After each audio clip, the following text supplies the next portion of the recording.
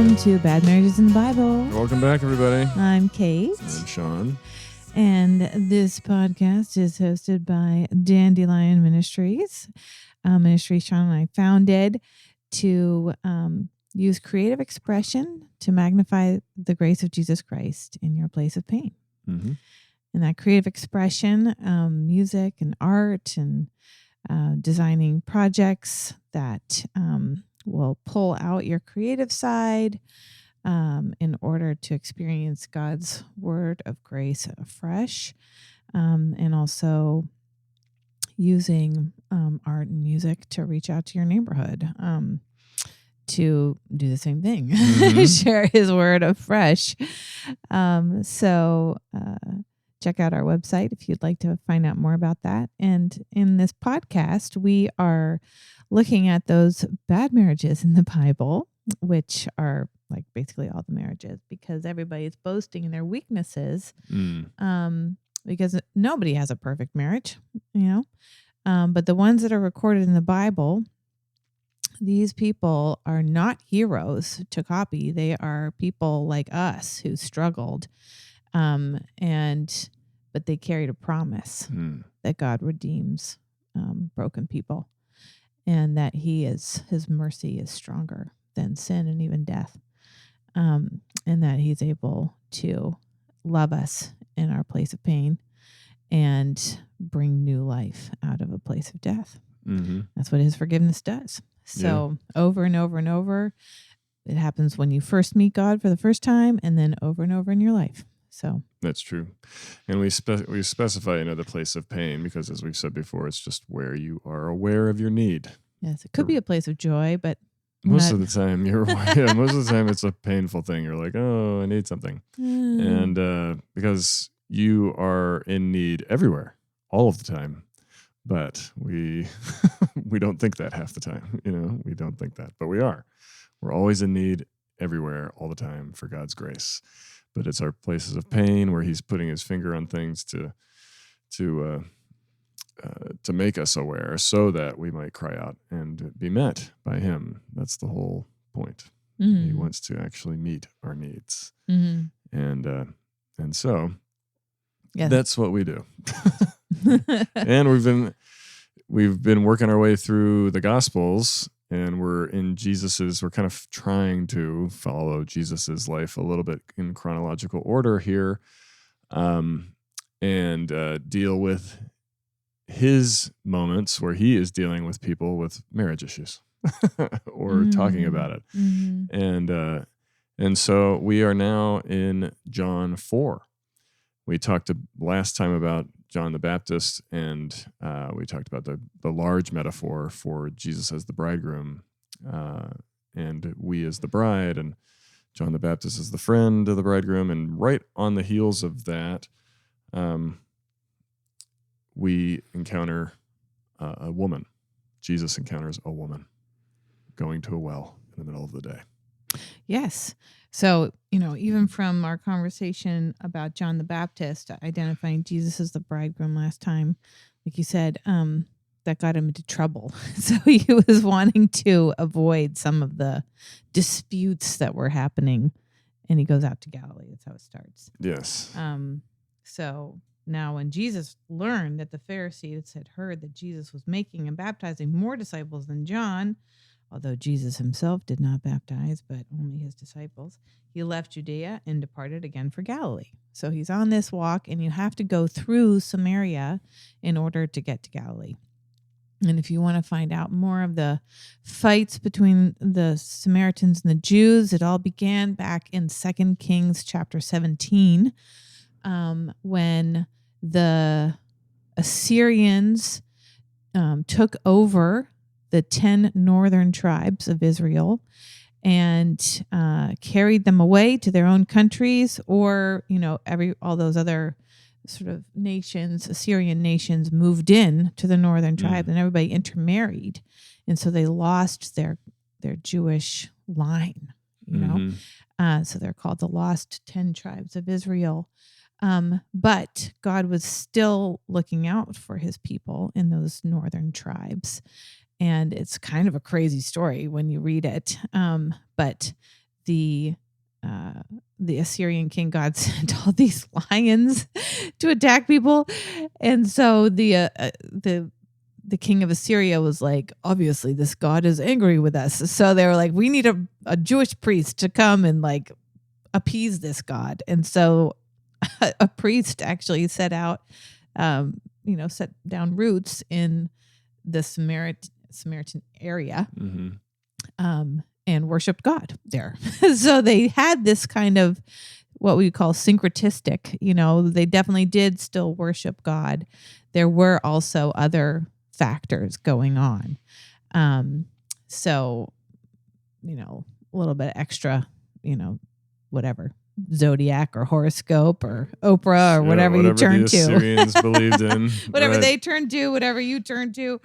But God was still very jealous of them. And then when the Jews, the southern tribe, Judah, eventually, it too was exiled to Babylon and then Persia. Because of its sin and failure, and God let the consequences of that happen. But he miraculously released them from exile, and the Cyrus, the king of Persia, let them return to rebuild. Cyrus, thank you. Yeah. If there's an iffy word to pronounce, I usually go with the strange pronunciation for some reason. But so they returned, in the books of Ezra and Nehemiah record that. And when they returned, the people in Samaria were like, oh, sweet, you're back. Let's help you rebuild the temple. And Ezra is particularly clear on this. I think it's chapter 4. And Ezra was like, I don't know this off the top of my head. I was trying to write a talk about this. So I just looked at these cross references. Don't think anything special of my cross referencing. But anyway, so I looked it up. And and so they were like, let's help you. And they were like, no, we don't want your help. We're going to do this by ourselves. You guys are syncretistic. You're not up to snuff. We don't want your help. Well, you're half-breeds too. I mean, that was... and you're ethnically not pure. You're unclean. For the Jew, they frankly kind of looked at the Samaritans as worse than the Gentiles themselves, because at least the Gentiles, you can't expect anything from the Gentiles kind of thing. That was kind of the view. The Gentiles are pagan turds anyhow. That's you and me. And you filthy Philistine. That's right. And but the Samaritans, it's like, oh, they should have known better. They have Jewish grandparents or whatever, or a Jew here and there, but they violated the purity of their nation, kind of thing. And so they were viewed very, very poorly. And oftentimes, actually, good Jews would avoid walking through Samaria. They would take the long way around to get around the area because they didn't want to have anything to do with them. Yeah, that was really a long way around. It was a long way around, but it's true. And so it gives you context, not just for this passage, but also when Jesus tells the very famous parable of the Good Samaritan and things like that. He is pushing buttons when he does this kind of stuff, when he highlights Samaritans as being somebody who's acting righteously. Like, that's like super offensive. Yeah. to a good Israelite. Right. And so then the rest of Ezra talks about how the Samaritans tried to make it as difficult as possible for them to rebuild the temple and the walls. And Right. So the animosity, and then they had some tribal warfare, and they massacred each other a little bit during the intertestamental period. So, there's like bloodshed. There's, it's bad. really tons of resentment. So that's what's going on. And so Jesus, knows he's walking through Samaria, and he sends his friends off to go get some food, and he sits down by this well and sees a woman coming up in the middle of the day, and which is odd. Usually you'd wait, or do it in the morning, get water in the morning, or get water in the evening. Mm-hmm. There was also another well near. He came to a town of Samaria called Sychar. There was another well like in that town, but she went to Jacob's well, which was a little bit farther away. So she's going to a well outside of her town, and one that it's an inconvenient time tense. She does not want to be around the other gossipy women. Yeah. It was hot. I mean, it's the heat of the day. That's why they avoided that time, because it's a heavy thing to carry all that water, you know? Yeah. So she was, as Kate said, avoiding the public, coming when nobody else would come. Yeah. And Jesus just happened to be there. He That's obviously knew he was, he knew it was coming, but he was there to encounter this person. Yeah. And so he breaks down a ton of barriers right away. First, he asks her for some help. Mm-hmm. He asks her for a drink of water. So he asks her for help. He speaks, a man is speaking to a woman, which also is not done. That's not his spouse. That's not or his spouse. sister or something. Mm-hmm. And then she's from this enemy tribe, the Samaritans. Yeah. And she recognizes that right away and is like, how are you asking me for a drink? And you're a Jew and a man, and I'm a woman, and I'm from Samaria. And he's aware of all of these things. And then he kind of baits her in with this question. And so all of the social barriers are out on the table. And then he surprises her with saying, if you knew who this was, if you knew the gift of God and who it is that's saying to you, give me a drink, you would have asked him and he would have given you living water. Mm-hmm. And that gift of God, that word in Greek is dorea, and it's a rarely used in the New Testament, and it refers to the kind of gift that there's like no strings attached, nothing expected in return. It's free gift. An actual gift. Right. They had other kinds, apparently. But that was a real gift. Yeah, exactly. Yeah. Not even a reward or something for like getting older, like birthday gifts, I guess they celebrate. Your age. I guess. Yeah. It's like a reward. Yeah. Yeah, like, well done, you're still alive. We give you a present. Yeah. And so he says this to her, and she does not pick up what he's laying down just yet. She's like, if you've got nothing to draw the water with, the well's deep. Where are you going to get that living water? So she's still thinking very practically about water. Literally. Yeah. And literally about speaking water. Speaking spiritually. And then she says, are you greater than our father Jacob? He gave us the well and drank from it himself, as did his sons and livestock and everything. So she's just kind of like, what? I don't really know what you're saying. How are you going to get the water? And but she is aware of the significance of the well, Jacob's well. And as you laid out, it is one of the wells in the town, but it's an important one. And she is acknowledging her lineage, that she is.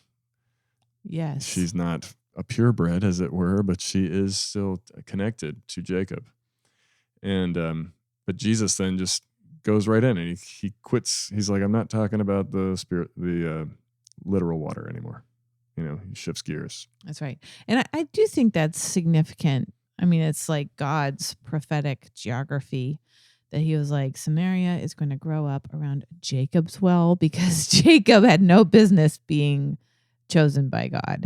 He was not worthy at all. He was a liar and a cheat. And he also was the younger son, so he shouldn't have gotten the birthright, but God made it so that he got the birthright from Isaac. So, that prophetic promise that God, it's not because you're deserving. It's not because you're from the right family. It's not because you're the firstborn. It's not because of anything you do. It's entirely God's gift for undeserving people like Jacob. Right. So, and for those who've got some mixed up ideas, who might borrow a little bit of this or that, right. He will clarify. He will, cut through all of the sort of extra stuff you might be leaning on. You might have some faith in there, in God, or Jesus, but you're also leaning on this other stuff. And he's jealous, and he's going after her faith. And just as he went after Jacob's. Yeah. And so then he does. He directs the conversation to where he really wants to be, which is spiritual thirst. And he says, everyone who drinks of this water will be thirsty again. But whoever drinks of the water that I will give him will never be thirsty again. The water that I will give him will become in him a spring of water welling up to eternal life. So he's like, I need to talk to you. And you've got some serious need. And I want to quench your thirst there. I want to give you my water that wells up to eternal life. And she still doesn't quite get it. She's like, well, that sounds good. I don't have to, that sounds like some great water. Still thinking literally. Yeah. And she's like, give me the water so that I don't have to come here. I won't be thirsty and I won't have to come and draw water anymore. Like, she's like, great, let's have some of that water. and he's like, okay. And so then he does the thing that we've said at the beginning, which is why Dandelion, our mission statement is what it is. He goes to her place of pain and he says, go call your husband and come here. It's the next thing he says. Yep. So quite a change. You're like, what? We were talking about water and now you want me to go get my husband. So, and that is the thing. This is why we know Jesus it wasn't just an accident. We know that we see that Jesus knows everyone and knows what's going on in people. Because he knows her story. They've just met. And she says, I have no husband. And he says, you're right in saying that you have no husband, for you've had 5 husbands, and the one you now have is not your husband. What you said is true. The thing I love about this interchange is that she is thinking about literal water, and that she would love to not be literally thirsty again. Yeah, be a good deal. And also, this whole water fetching business is like, it's the worst. A real pain in her neck. Yeah. They spend so much time doing it. And she's trying to do it in a way that, she won't encounter everybody's scorn and gossip and reputation. And so now we hear why she was avoiding getting water when everybody else went to get water. Exactly. And so Jesus is saying the real problem is the spiritual thirst. The physical thirst is because of the spiritual thirst. And then, her defenses were way up. She was like in denial. She wasn't even thinking about like, you know what? I am thirsty for love and acceptance and forgiveness and someone who will see through all of the, the patriarchal norms where husbands are able to just divorce their wives on a whim, and she's been the victim of that 5 times. So she is thirsty, but wasn't even like aware of that part. She was really just thinking of her literal thirst. So I just appreciate Jesus's masterfulness to break through those defenses and reveal to her that he knows that spiritual thirst is the thing that's driving the rest of the ship. Yeah, I mean, she's infinitely practical, this person, and it speaks to somebody who has had to deal with a lot. She has been divorced 5 times, and now she's with some guy that's not even proposing. So like this is not her husband at all. So she's just kind of like, on one level, you hear some resignation in there. It's like, I've tried so many times, and it's just like, ugh. And so she's shacking up with some guy, and which we've talked about before on this podcast, that at that time, a woman needed protection and provision, and the men were the ones who provided that. And so she was clearly just doing the best she could with what she had.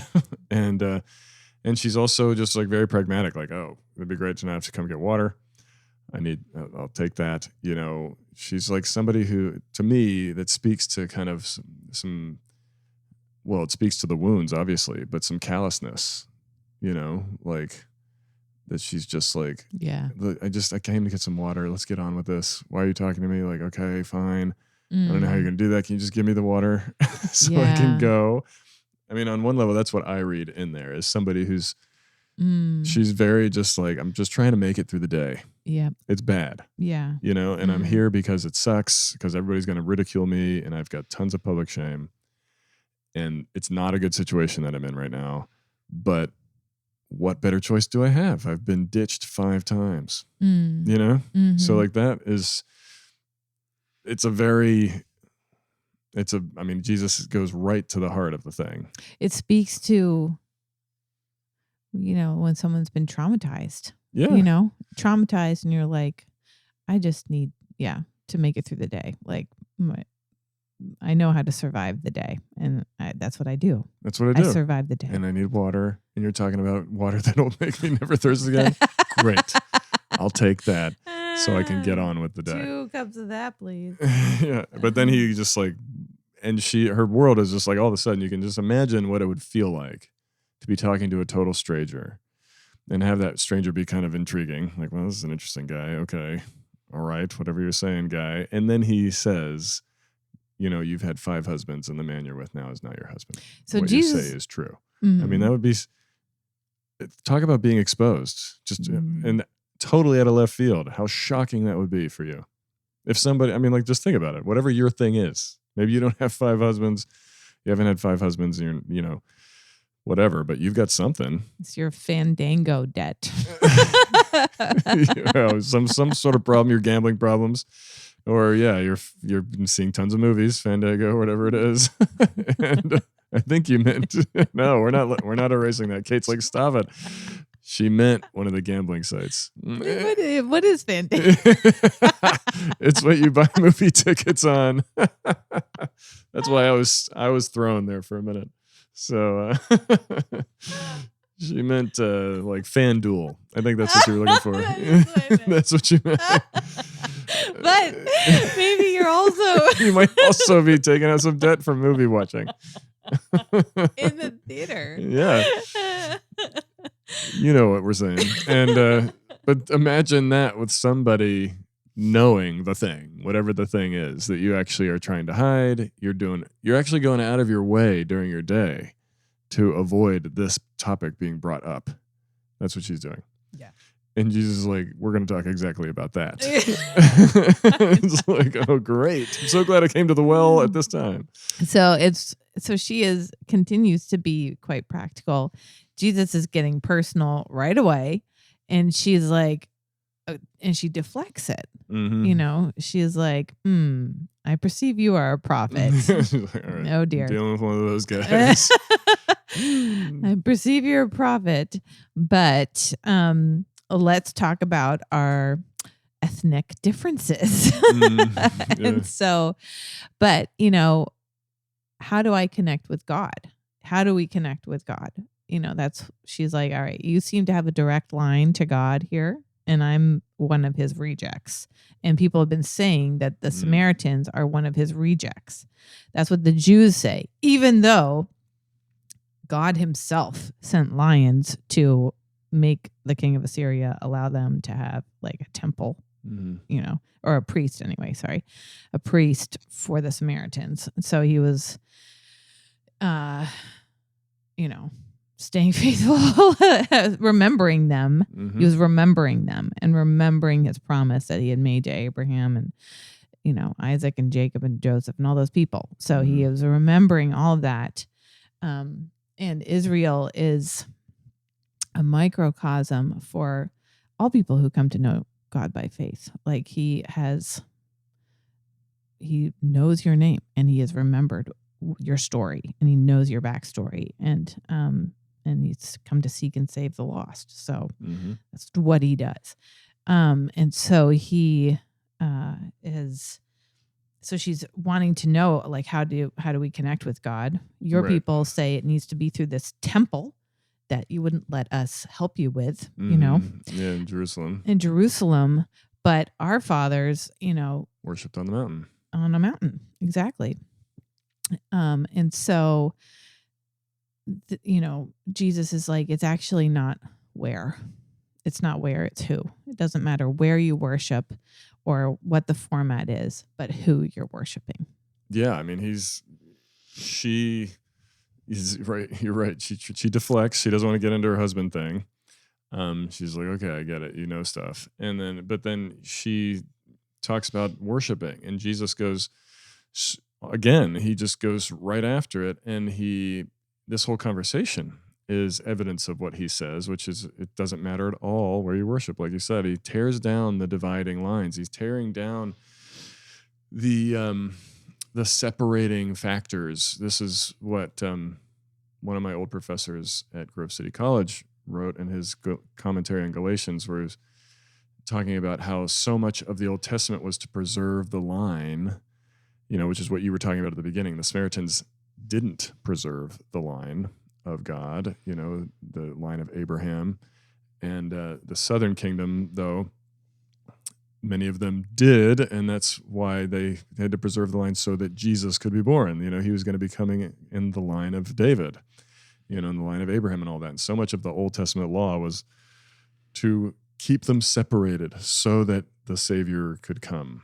And the interesting thing about that is that we also see, we've talked about it in Jesus's genealogy, that there are non-Jews in there.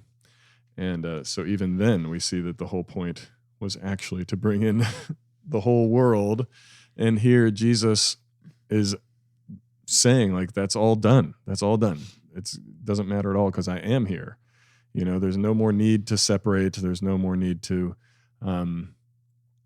those old divisions are torn down because of me.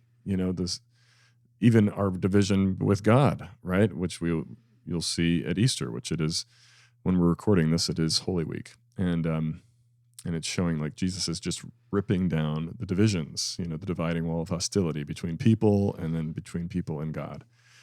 And so his answer is about that. Like, it's going to be about worshiping the Father in spirit and truth. And that it is not a matter of it's why we as Christians don't have to go make pilgrimages to Jerusalem. We don't have to go worship at the Wailing Wall. And because it's actually Jesus is the temple. And God did keep his promise in the flesh to Abraham in that whole business of, having the line, his seed, sure. Coming from David's line and from Judah and from Bethlehem and all those specific prophecies that God was saying, I'm grounded here on earth and I'm working through the creation that I've made. And so Jesus actually is she doesn't know this yet, but he does complete all of those promises in the flesh. Mm-hmm. And so he does. He is the perfect Jew, in the flesh. But then with him, as you're saying, is he has now accomplished that part. And that part is now over in the flesh part. Yeah. And it releases your eyes to see that the whole thing was by faith in his promise in the first place. But he always grounds his promises in tangible things too. So he kept his promise, and Jesus kept his promise to Jacob, and Abraham, Jacob's father. But that was so that all people could worship God in spirit and truth, like you're saying. Right. Yeah. So then she says, in response to that, I know the Messiah is coming, the one who is called the Christ. When he comes, he will tell us all things. So she's kind of starting to get it. Like, okay, she knows that there is a shift coming once this guy comes that we've been promised. We're all still holding out hope for that. And in her syncretism, she even knows, like, this is still the more important thing. And then Jesus says, I am, who speaks to you, I am he. And it clicks, and just then all the disciples come back and they're kind of amazed as all the reasons that Kate laid out at the beginning. Like, why is he talking to this woman? Why is he talking to the Samaritan? What in the heck? But then she goes off from then and goes back into the town, which, as we've said, she was avoiding all the people. She was avoiding the public eye for all the reasons we laid out, all her shame. And after this encounter with Jesus, she goes back into the town and tells everybody, come see a man who told me everything I ever did. Can this be the Christ? So she's like transformed. This encounter transforms her immediately. And the fact that he knows everything about her and yet speaks to her and is gracious to her and then is opening the door for her, because he never actually says the words, I forgive you, in this moment. They don't go back to the husband thing. But what they do is they get into actually what it means to be God's, to be his, to belong to God. I meant not to be God's, like, what I'm saying, to actually belong to him. Possessive, not plural. Yes, thank you. And he is saying to her that it is open to you. It's a matter of spirit and truth, worshiping him in spirit and truth, and it's all because of me. I am the one that makes the way. And she absolutely gets that message. Yeah. You can see that absolutely in the text, if you knew the gift of God and who it is that's saying to you, give me a drink, you would have asked him and he would have given you living water. So that whole thing about, and the funny thing is Jesus actually never gets a drink in this whole story. No, he's like, I was also thirsty. I think that's a funny little thing. But, and so by the end of it, when he says, I who speak to you am he, and she runs off and leaves her water jar, which is a key little detail. It's like John, the storyteller of this, John is saying she had that drink. She drank from his living water. Right. Her practicality is gone now. Yeah. She wouldn't have forgotten her jar. Yeah. And she got satisfied in a place of personal pain, that she was ducking that question the whole time. But it was bigger than all of that. It was her personal pain with all of the abuse and misuse from all those guys and all of the things she had believed about herself and all of the, gossip and of other people. So she had been forgiven, and she recognized that Messiah, that prophet that we've been waiting for, was coming to address her, and she was welcomed in his presence, and they had a repartee. Yes. We were sparring, and he wanted to give her something far better than what she could ever imagine, and he gave it to her. And so that exchange clearly has taken place. And that little summary, I who speak to you am he, is just what you're saying. He's giving her all of God's forgiveness, all of the history that Jacob had been waiting for, that his well symbolized, that God is a God who redeems liars and cheats. And he stays faithful to us, and he's the faithful one when we're faithless. All of those promises, Jesus had kept them, and he was giving them all now to her. And she had drunk deeply and was able to, something that she was ashamed about and was avoiding them in the 108-degree weather in the middle of the day. She was now boasting in her testimony. There wasn't shame in her testimony anymore, because she had known his forgiveness and love, and his water had splashed all over her past.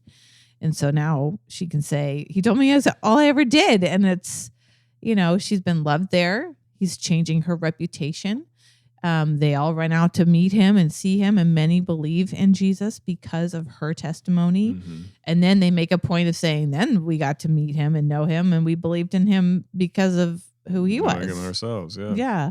And so the fact that he thinks she's cool changes her reputation, changes her testimony. And and it speaks to them as well. I mean, like, if you're a Samaritan, these are all Samaritans she went and told, and they're like, what? He's talking to you? Like, crazy, because you're like the worst of us. Yeah.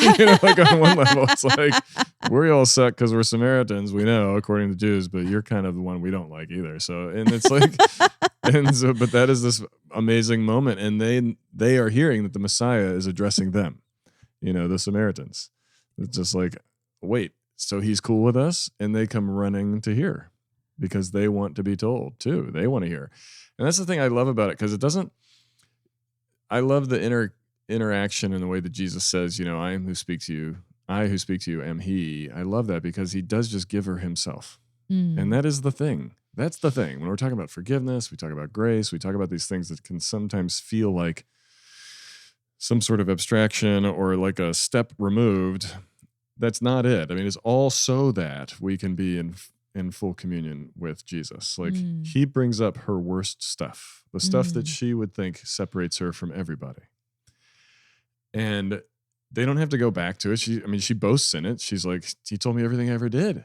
Can this be the Christ? Like, this is him. We're talking, like, he wants to be with me. And that is the thing that you receive too. Like, in your place of shame, your place of pain, is that you get Jesus. Jesus is giving you himself. He's just saying, I'm here and I'm with you and I'm for you.